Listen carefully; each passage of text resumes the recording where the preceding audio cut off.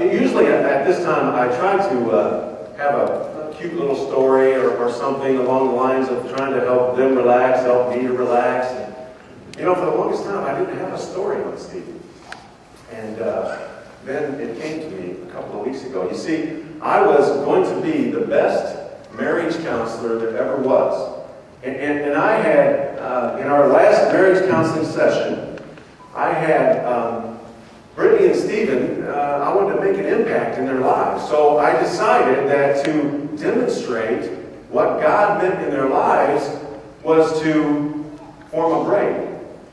To have the red and the blue and the yellow. And so when they came for their last counseling session, I had Brittany take, I had 3 balls of yarn there, and I had her take the red and cut off a length, and that represented her and wives, and I had her cut off the same length for the blue for the men and for Stephen, and then I had her cut the same length of yellow representing Christ in their lives. And in Ecclesiastes 4, we're reminded that a strand of 3 is not quickly broken. So I had Stephen take those and he tied them off. And then I asked him to take the blue strand and just take it and try to break it, which he did rather easily. Demonstration going along smoothly. I'm thinking, all right, the impact is ready to happen. So I told them to tie a knot into the end of it, and I said, Brittany, you're going to teach Stephen how to braid. Well, Stephen immediately says, Dave, I already know how to braid. Oh, Donnie. Well, I mean, what man knows how to braid? Come on. Demonstration already started to head south. But I was going to salvage it. I thought, you know what? That's okay. Brittany, you hold on to the end. Stephen, you braid it. And so he did. And when he got to the end of the braid, I had him tie it off. And I thought, all right, here we go. And I asked Stephen, I said, now this represents your life. This represents your marriage. This represents the importance of having God interwoven in your hearts and in your lives. So I asked him, I said, Stephen, I want you to try to break that braid.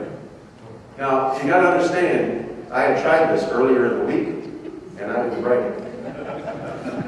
Well, Stephen grabs one end as hard as he can, and he grabs the other end, and he gets his hand intertwined, and he snaps it. Just like it was one piece. Okay, now what am I going to do?